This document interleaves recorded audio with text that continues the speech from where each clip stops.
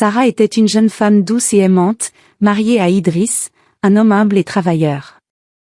Leur amour était fort, et malgré leurs modestes moyens, ils parviennent à être heureux. Sarah n'avait plus de parents. Sa mère biologique était morte alors qu'elle était encore jeune, et son père, veuf, avait fini par se remarier avec Mariam avant de mourir subitement. Seule et sans soutien, Mariam se retrouva abandonnée, et Sarah, par compassion, décide de l'héberger chez elle. « C'est la femme de mon père, elle n'a nulle part où aller », avait expliqué Sarah à Idriss. « Bien sûr, ma chérie. C'est ta famille, nous devons l'aider », a répondu Idriss avec son cœur généreux. Au début, Mariam semblait reconnaissante. Elle aidait Sarah dans les tâches ménagères et montrait une attitude humble. Mais peu à peu, sa véritable nature se révèle. Elle observait leur bonheur avec une jalousie croissante, sentant une amertume monter en elle. Mariam, en voyant l'amour sincère entre Sarah et Idriss, se sentait de plus en plus mise à l'écart. Leur bonheur, simple mais profond, contrastait avec sa propre vie. Son mariage avec le père de Sarah avait été marqué par l'indifférence, sans jamais connaître la tendresse qu'elle voyait chez ce jeune couple. Cette différence la rongeait, et sa jalousie grandiose chaque jour, se transformant en une haine aigre et dangereuse. Au début, Mariam se contentait de petites méchancetés discrètes. Elle lançait des remarques bénissantes à Sarah, critiquant son apparence ou sa façon de tenir la maison. « Regarde-toi, Sarah, une fille sans valeur qui croit tout avoir juste parce qu'elle a un mari », disait-elle avec un sourire narquois. Sarah, par bonté d'âme, ne répondait pas. Elle pensait que Mariam souffrait de solitude et que ses paroles étaient le fruit de son malheur. Elle essayait de rester patiente, espérant que le temps apaiserait la douleur de sa belle-mère. Mais Mariam ne s'arrêtait pas là. Elle observait Idriss, son comportement doux et attentionné, et une envie malsaine naissait en elle. Elle voulait briser ce qu'ils avaient. Peu à peu, elle a commencé à manipuler Idriss. Lors des repas ou des moments où Sarah était absente, elle glissait des commentaires subtils. « Sarah est bien gentille, mais elle manque d'élégance, tu ne trouves pas ?» demandait-elle avec une fausse innocence. Idriss, confiant et amoureux, ne voyageait pas le piège. Il défendait Sarah au début, mais les remarques de Mariam s'infiltraient lentement dans son esprit. Un soir, alors que Sarah rangeait la cuisine, Mariam s'approchait d'Idriss. « Tu es un homme si dévoué, Idriss. Une femme devrait te chérir davantage, » murmura-t-elle. Ces mots, dits avec douceur, étaient le doute. Idriss a commencé à se poser des questions. Et si Sarah ne l'appréciait pas autant qu'il le pensait? Et si Mariam, avec son expérience, voyait des choses qu'il ignorait? Ses pensées, bien que vagues, prenaient racine. Sarah, de son côté, sentait une tension grandir dans la maison. Idriss devenait parfois distant, lui reprochant des détails insignifiants. « Peut-être que tu devrais écouter Mariam, elle veut ton bien, » disait-il. Sarah était blessée, mais elle refusait de croire que Mariam agissait par méchanceté. Elle se convainquait que sa belle-mère avait besoin de temps pour guérir de ses blessures passées. Pourtant, Mariam jubilait en secret. Elle voyait les fissures apparaître dans leur couple et se délectait de ce pouvoir. Chaque parole cruelle, chaque insinuation réalisée était une étape vers son objectif, détruire le bonheur de Sarah. Elle ne ressentait aucune culpabilité, seulement une satisfaction froide. Pour elle, Sarah ne méritait pas ce qu'elle avait, et Mariam était prête à tout pour le lui prendre. Cette jalousie, devenue obsession, allait bientôt pousser Mariam à des actes encore plus sombres. Elle ne se contenterait plus de mots. Son cœur, empli de rancune, préparait un plan bien plus cruel pour séparer Sarah et Idriss à jamais. La jalousie de Mariam avait atteint un point de non-retour. Chaque sourire entre Sarah et Idriss, chaque geste tendre, alimentait sa rage. Elle enviait tout ce que Sarah possédait, l'amour d'Idriss, leur foyer chaleureux, leur vie simple mais heureuse. Mariam voulait cette vie pour elle-même. Une idée noire germa dans son esprit, si Sarah disparaissait, elle pourrait prendre sa place et vivre enfin l'amour qu'elle n'avait jamais connu. Pour atteindre son fils, Mariam élabora un plan machiavélique. Elle commença par semer le doute dans l'esprit d'Idriss. Lors des moments où ils étaient seuls, elle murmurait des insinuations perfides. Sarah est souvent absente, tu ne trouves pas? Peut-être qu'elle voit quelqu'un d'autre, disait-elle avec un air faussement préoccupé. Idriss, d'abord choqué, repoussait ses idées. Mais Mariam savait être patiente. Elle répétait ses mensonges, jour après jour, avec une subtilité qui rendait ses paroles crédibles. Les doutes d'Idriss grandissaient. Il observait Sarah, recherchant les signes de ce que Mariam suggérait. Quand Sarah rentrait fatiguée du marché ou s'isolait pour réfléchir, il se demandait si elle cachait quelque chose. Mariam, voyant son plan fonctionner, jubilait. Elle avait réussi à fissurer la confiance d'Idriss, mais elle voulait aller plus loin. Les mots ne suffiraient pas. Elle décide de passer à une étape plus radicale, éliminer Sarah pour de bon. Mariam connaît les plantes et leurs propriétés. Dans sa jeunesse, elle avait appris à reconnaître celles qui soignaient, et celles qui tuaient. Elle se procure une substance toxique, un poison prêté et indétectable, qu'elle pourrait mélanger à la nourriture sans éveiller les soupçons. Son plan était simple, empoisonner Sarah petit à petit, jusqu'à ce que sa mort semble naturelle, comme une maladie soudaine. Personne ne la suspecterait. Chaque jour, Mariam ajoutait une petite dose de poison dans les repas de Sarah. Elle préparait des plats avec soin, jouant le rôle de la belle-mère attentionnée. « Mange bien, ma chère, tu as l'air fatiguée », disait-elle avec un sourire hypocrite. Sarah, confiante et reconnaissante, ne se doutait de rien. Elle remerciait Mariam, pensant que celle-ci voulait vraiment son bien. Pendant ce temps, Mariam continuait de manipuler Idriss. Elle se montrait douce avec lui, l'écoutant, le flattant, jouant sur sa vulnérabilité. « Tu mérites une femme qui te comprend vraiment, Idriss », murmurait-elle. Idriss, troublé par les doutes qu'elle avait semés, commençait à trouver du réconfort dans ses paroles. Il ne voyait pas que Mariam tissait une toile autour de lui. Sarah, elle, se sentait de plus en plus seule. Idriss était distant, et Mariam, bien que présente, la bénédiction par ses remarques cruelles. Elle essayait de parler à son mari, mais il semblait ailleurs, influencé par les mensonges de Mariam. « Qu'est-ce qui ne va pas, Idriss ?» demandait-elle, le cœur lourd. Il répondait vaguement, inévitablement son regard. Sarah se sentait abandonnée, mais elle ignorait que le véritable danger était dans son assiette. Mariam, elle, savourait chaque instant de son plan. Elle voyait Sarah s'affaiblir, son visage devenir pâle, ses pas plus lents. Elle se sentait puissante, comme si elle reprenait enfin le contrôle de sa vie. Pour elle, Sarah n'était qu'un obstacle à éliminer. Elle n'avait aucun remords, seulement une détermination froide.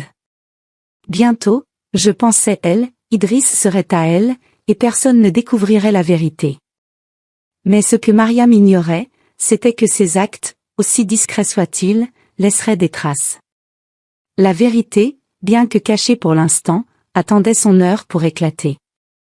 Le poison que Mariam administrait à Sarah agissait lentement, comme une ombre invisible. Au début, Sarah ne remarquait rien d'anormal. Puis, peu à peu, elle sentit son corps changer. Une fatigue pesante s'installait, ses membres devenaient lourds, et des douleurs étranges la traversaient. Elle se réveillait parfois la nuit, le cœur battant, sans comprendre pourquoi. Inquiète, elle se confia à Mariam, la seule personne qu'elle considérerait encore comme une famille. « Maman Mariam, je ne me sens pas bien. J'ai mal partout, et je suis si fatiguée, » disait-elle, les yeux pleins d'espoir. Mariam, avec un sourire faussement doux, répondait « Ce n'est rien, ma fille. Tu travailles trop. Repose-toi, je vais m'occuper de toi. » Ces mots rassurants cachaient une cruauté froide. Chaque plat que Mariam préparait pour Sarah contenait une nouvelle dose de poison, se rapprochant de la jeune femme de la mort. Sarah, naïve et confiante, croyait en la bonté de Mariam. Elle suivait ses conseils, buvait les tisanes qu'elle lui donnait, sans savoir qu'elles étaient empoisonnées. Pendant ce temps, Idriss, influencé par les mensonges de Mariam, s'éloignait de plus en plus. Il voyait la faiblesse de Sarah comme une preuve de ce que Mariam insinuait, peut-être que Sarah n'était pas celle qu'il croyait. Quand Sarah essayait de lui parler, il répondait avec froideur. « Repose-toi, tu dramatises », disait-il, inévitablement son regard. Sarah souffrait autant de la distance d'Idriss que de ses douleurs physiques. Elle se sentait seule, incomprise. Elle passait des heures à prier, espérant que tout redevienne comme avant. Mais son état empirait. Ses jouets perdaient leur couleur, ses yeux s'éteignaient, et elle avait du mal à marcher. Les voisins, qui la voyaient désormais rarement, s'inquiétaient. « Sarah n'a pas l'air bien », disait-il. Mais Mariam, toujours présente, détournait leurs questions. « Elle est juste fatiguée, rien de grave », assure-t-elle.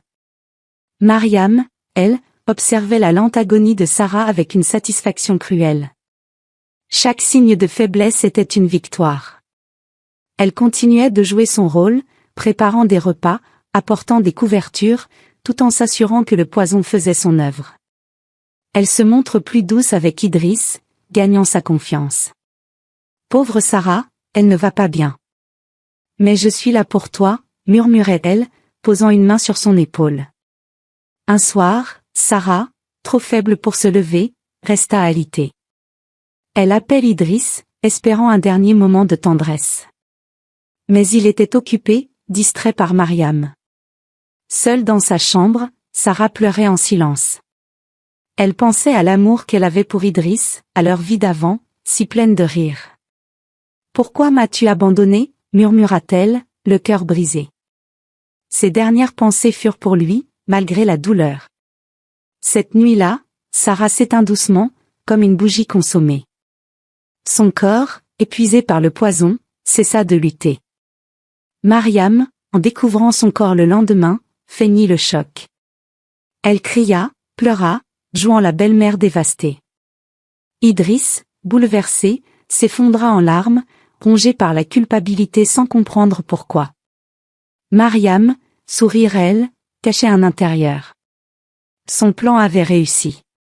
Sarah était partie, et la voie était libre. Mais dans l'ombre, quelque chose veillait.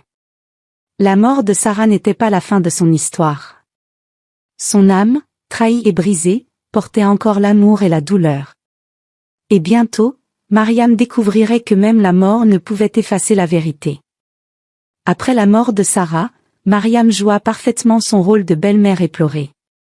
Devant les voisins, elle pleurait, les mains sur le visage, répétant « Elle était comme ma fille.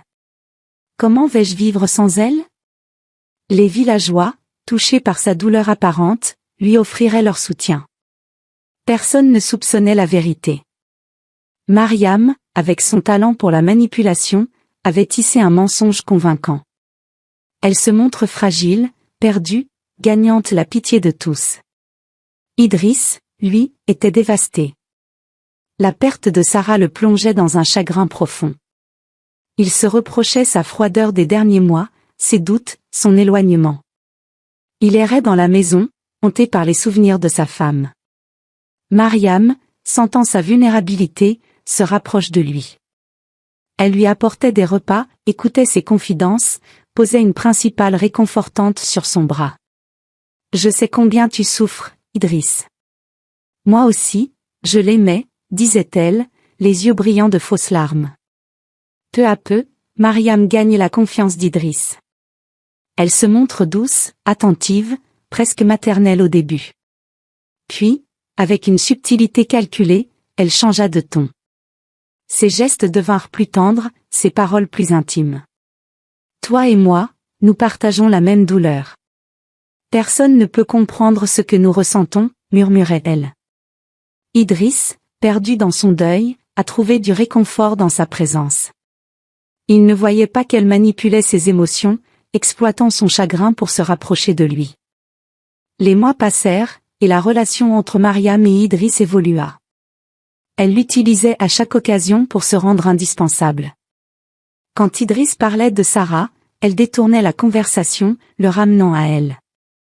Elle se maquillait, s'habillait avec soin, imitant subtilement les manières de Sarah. Idriss, aveuglé par son besoin de réconfort, ne remarquait pas la supercherie. Il a commencé à voir Mariam différemment, comme une femme qui comblait le vide laissé par sa femme. Un soir, après un moment de faiblesse, Idriss céda aux avancées de Mariam. Elle l'avait attiré avec des mots doux, des caresses, jouant sur sa solitude. Leur relation devint intime, et Mariam exulta intérieurement. Son plan, si longuement préparé, portait ses fruits. Elle avait pris la place de Sarah, non seulement dans la maison, mais dans le cœur d'Idriss. Peu après, elle le convainquit de l'épouser. Nous méritons une nouvelle chance, Idriss. Ensemble, nous pouvons être heureux, disait-elle. Le mariage a eu lieu, discret mais officiel. Les voisins, bien que surpris, acceptèrent l'union, pensant qu'Idriss cherchait à apaiser son chagrin. Mariam, désormais maîtresse de la maison, se sentait invincible. Elle avait tout, l'amour d'Idriss, un foyer, une nouvelle vie. Elle croyait avoir effacé Sarah pour toujours, que son crime resterait à jamais secret. Mais Mariam ignorait une chose, la vérité ne disparaît jamais complètement. En surface, elle avait gagné, mais une force invisible l'observait. La maison, autrefois remplie des rires de Sarah, semblait différente. Les murs paraissaient murmurés, et des ombres dansaient la nuit. Mariam, trop occupée à savourer sa victoire, ne prêtait pas attention à ces signes. Elle ne savait pas que Sarah, même dans la mort, n'avait pas abandonné. Une présence attendue, prête à briser le masque de Mariam et à révéler l'horrible vérité qu'elle croyait avoir enterrée. La nuit du mariage de Mariam et Idriss, une étrange atmosphère envahit la maison. Mariam, endormie dans les bras d'Idriss, savourait sa victoire. Elle croyait avoir tout gagné, l'amour, la maison, la vie qu'elle avait volée à Sarah. Mais au cœur de la nuit, un froid glacial s'installe. Une brume légère s'élève dans la chambre, et le miroir de la coiffeuse tremble, un craquement résonnant dans le silence. Mariam se réveilla en sursaut, le cœur battant. « Qui est là ?» murmura-t-elle, les yeux écarquillés. Idriss, épuisé, dormait profondément à ses côtés. Aucun bruit ne venait de l'extérieur, mais une sensation oppressante emplissait la pièce. Puis, une voix douce mais glaciale perça l'obscurité. « Maman Mariam ? Je suis là. » Mariam sentit un frisson lui parcourir l'échine. Elle se tourne vers le miroir et étouffa un cri. Le visage de Sarah, pâle et triste, la fixait depuis la glace, ses yeux pleins de douleur et de colère. « Tu m'as tué pour prendre ma place », continue la voix, résonnant comme un écho. « Mais je ne te laisserai pas vivre en paix. » Mariam, tremblante, se frotta les yeux, espérant que ce n'était qu'un cauchemar. Mais l'image de Sarah restait là, immobile, son regard perçant son âme. Terrifiée, Mariam se leva et alluma une lampe, mais le miroir était redevenu normal. Elle tenta de se convaincre qu'elle avait imaginé tout cela, que la culpabilité jouait avec son esprit. Pourtant, dès cette nuit, les événements étranges se multiplient. Des objets changeaient de place sans raison. Une assiette que Mariam avait posée tombait au sol en pleine nuit. Les portes s'ouvriraient seules, souriantes dans l'obscurité. Chaque fois qu'elle passait devant le miroir, elle sentait un regard peser sur elle. Mariam, autrefois si sûre d'elle, commençait à perdre son calme. Elle sursautait au moindre bruit, scrutant les pièces sombres de la maison. Idriss, lui, ne remarquait rien d'anormal. Il attribue l'agitation de Mariam à la fatigue ou au stress du mariage. « Calme-toi, tout va bien », disait-il, sans comprendre la peur qui la consommait. Mais Mariam savait que ce n'était pas son imagination. La présence de Sarah était partout. Une nuit, alors qu'elle cousait seule, elle sentit une main froide effleurer son épaule. Elle hurla, laissant tomber son aiguille, mais personne n'était là. La voix de Sarah murmura à nouveau, « Tu ne m'échapperas pas. » Mariam tente de se rassurer. Elle se répétait que les morts ne revenaient pas, que Sarah était partie pour toujours. Mais au fond d'elle, la peur grandissait. Elle évitait désormais de rester seule, s'accrochant à Idriss comme à une bouée. Pourtant, même sa présence ne suffisait pas à chasser l'ombre de Sarah. Les villageois commencent à remarquer son comportement étrange. Mariam a l'air nerveux, disait-il. Elle parle toute seule, comme si elle voyait des choses. Mariam, rongée par l'angoisse, ne pouvait plus nier la vérité, Sarah était revenue. Pas en chaise et en os, mais sous une forme plus terrifiante, une âme blessée cherchant justice. Chaque murmure, chaque ombre, était un rappel de son crime. Mariam avait cru pouvoir effacer Sarah, mais elle comprenait maintenant que son acte la poursuivrait à jamais.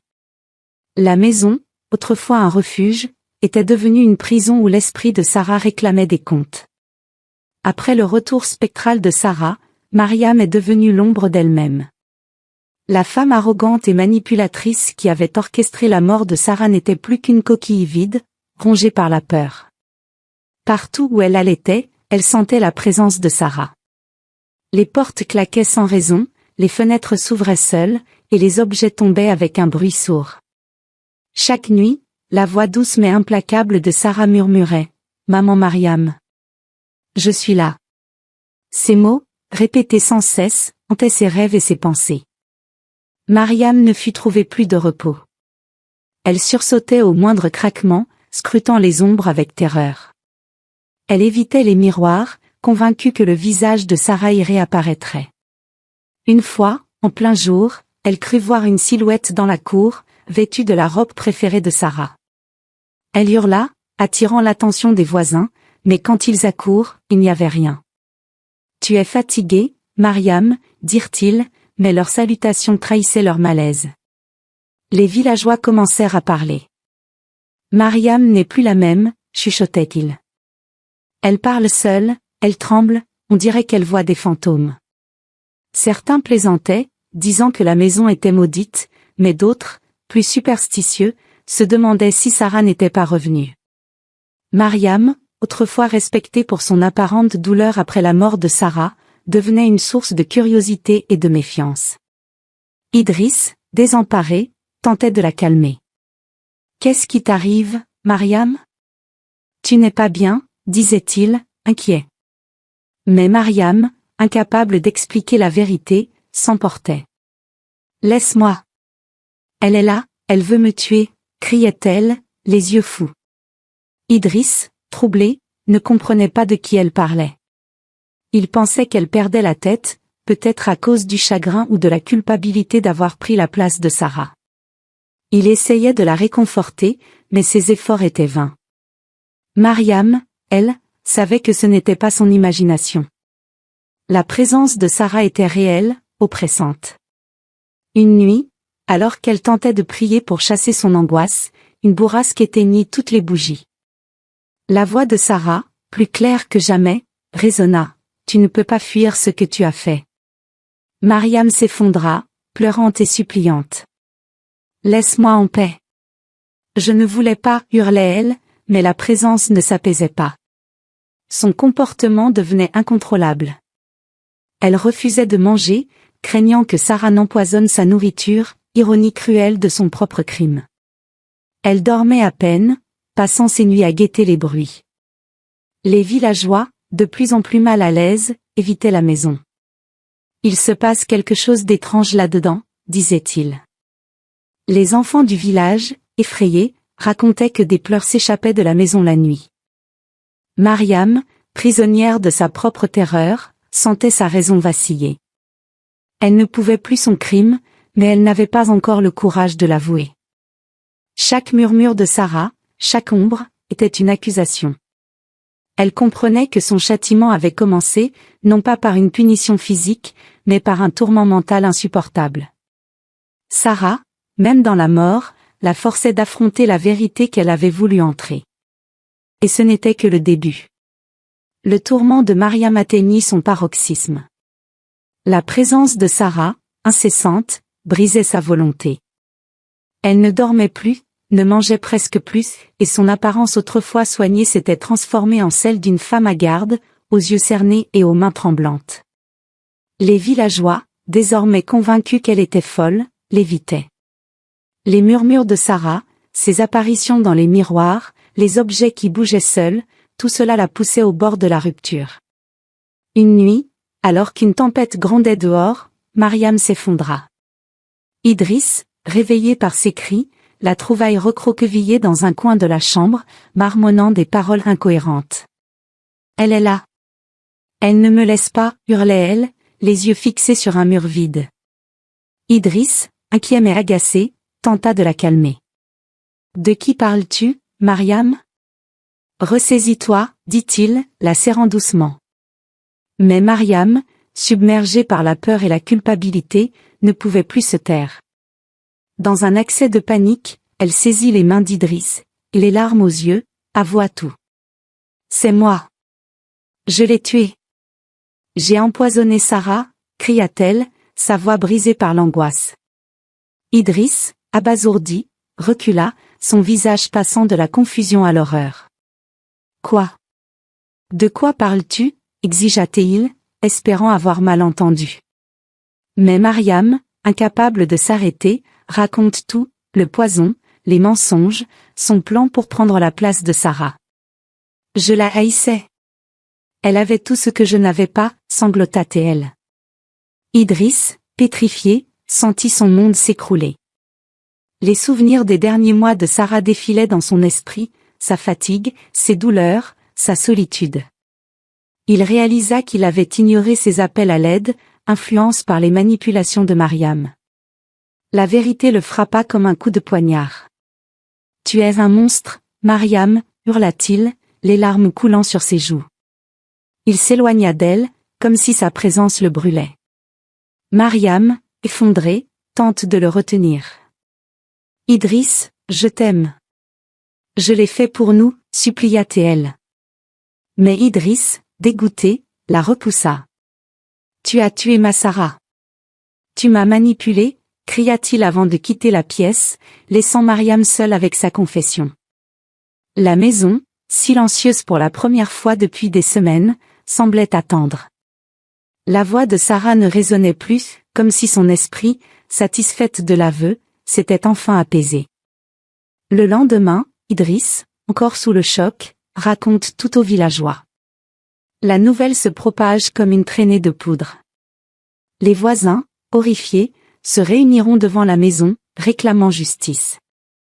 Mariam, terrée à l'intérieur, entendait leurs cris. Elle comprenait que son crime, qu'elle avait cru parfait, l'avait rattrapée. Les villageois, outrés, voulaient la confronter, mais Idriss, brisé, refusa d'y revoir. Il ne pouvait soutenir l'idée d'avoir aimé la meurtrière de sa femme. Mariam, abandonnée par tous, sentit le poids de son acte. La vérité, qu'elle avait tenté d'étouffer, éclatait au grand jour. Sarah, par sa présence spectrale, avait obtenu justice. Idriss, rongé par les remords, pleurait la perte de Sarah et son propre aveuglement. La maison, témoin de tant de douleurs, semblait porter le deuil de celle qui l'avait autrefois remplie d'amour. Après avoir avoué son crime, Mariam est devenue une paria. Les villageois, autrefois compatissants, la regardaient désormais avec mépris et horreur. La nouvelle de son acte odieux s'était répandue, et personne ne voulait plus l'approcher.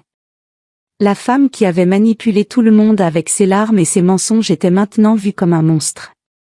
Les portes se fermaient sur son passage, et les enfants s'enfuyaient en la voyant. Mariam, brisée par la honte et la peur, errait dans les rues du village. Elle n'avait plus de foyer. Idriss, incapable de rester dans la maison où Sarah était morte, l'avait vendue et était parti sans un mot. La maison, vue de ses occupants, restait silencieuse, mais les villageois juraient qu'une présence y rôdait encore. Mariam, elle, n'osait plus s'en approcher, terrifiée à l'idée de revoir Sarah. La nuit, seule dans les ruelles, Mariam parlait à l'ombre de Sarah. « Laisse-moi, je t'en fournis. J'ai payé pour ce que j'ai fait, » criait-elle, mais ses paroles se perdaient dans le vent. Les passants, s'ils l'entendaient, touchaient la tête, convaincus qu'elle avait perdu la raison. Certains disaient que Sarah la poursuivait toujours, refusant de lui accorder la paix. D'autres pensaient que sa culpabilité la torturait, plus cruelle encore que n'importe quel fantôme. Mariam, autrefois si fière, n'était plus qu'une mendiante. Elle dormait où elle pouvait, dans des abris de fortune, et survivait grâce à la charité de ceux qui avaient pitié d'elle. Mais même cette charité était rare. Les villageois, marqués par l'histoire de Sarah, n'ont pu pardonner. Elle a tué une innocente par jalousie, disait-il. Qu'elle souffre, c'est justice. Les mois passèrent, et Mariam s'enfonça dans la misère. Son corps s'affaiblissait, ses cheveux grisonnaient, et son visage portait les marques de sa détresse. Elle murmurait sans cesse, implorant le pardon de Sarah, mais aucune réponse ne venait. La présence de Sarah semblait s'éteindre après l'aveu, mais pour Mariam, le tourment continuait. Chaque ombre, chaque bruit, lui rappelait son crime. Elle vivait dans une prison qu'elle avait elle-même construite. Les villageois, eux, se réunissaient parfois pour parler de cette tragédie. Ils racontaient le commentaire de Mariam, par envie, avait détruit une vie et la sienne par la même occasion. Les anciens disaient, le mal qu'on fait revient toujours. Les jeunes écoutaient, impressionnés, apprenant que la jalousie et la méchanceté menaient à la ruine. L'histoire de Mariam devenait une mise en garde, transmise de génération en génération. Mariam, seule et oubliée, finit par disparaître. Certains disaient qu'elle avait quitté le village, incapable de supporter les regards accusateurs. D'autres racontaient qu'elle s'était éteinte dans l'ombre, emportée par sa propre douleur. Quoi qu'il en soit, son nom devient synonyme de trahison et de châtiment. Elle qui avait cru pouvoir voler le bonheur d'une autre avait tout perdu, condamnée à errer, rejetée par les vivants et hantée par son passé. Sarah, elle, repose en paix. Sa tombe, fleurie par les villageois, était un symbole de sa bonté. Mariam, en revanche, n'avait laissé qu'un avertissement, nul ne peut échapper aux conséquences de ses actes. L'histoire de Sarah et Mariam est devenue une légende dans le village, racontée autour des feux, dans les maisons, et aux enfants comme une leçon de vie. La tombe de Sarah, toujours ornée de fleurs fraîches, était devenue un lieu de recueillement. Les villageois s'y rendaient pour honorer la mémoire d'une femme douce, trahie par la jalousie. Ils déposaient des pétales, murmuraient des prières, et se rappelaient sa bonté. Sarah était un ange, disait-il, et même dans la mort, elle a triomphé. L'histoire, transmise de bouche en oreille, prenait parfois des airs de conte surnaturel. On parlait du fantôme de Sarah, de sa voix dans la nuit, de son visage dans les miroirs. Certains juraient avoir senti une présence près de la vieille maison, désormais abandonnée. Mais au-delà des récits fantastiques, une vérité simple restait, la justice, même tardive, finissait toujours par triompher. Mariam, par ses actes, s'était condamnée elle-même. Les anciens, assis sous les arbres, partageaient la morale de l'histoire avec les plus jeunes. La jalousie est un poison, disait-il. Elle détruit ceux qui la portent avant de bénir les autres.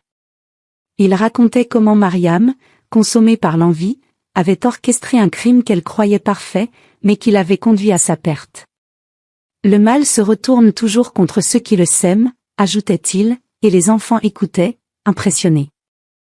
Le destin d'Idriss, lui, restait un mystère. Après avoir vendu la maison, il avait quitté le village, incapable de supporter le poids de son erreur. Certains disaient qu'il vivait seul, loin, cherchant à expier sa faute. D'autres pensaient qu'il n'avait jamais retrouvé la paix, hanté par le souvenir de Sarah et sa propre aveuglement. Son départ, bien que triste, renforçait la leçon, la confiance aveugle et l'ignorance peuvent autant causer de mal que la méchanceté. Le village, marqué par cette tragédie, changea subtilement. Les gens devinrent plus attentifs, moins prompts à juger sur les apparences.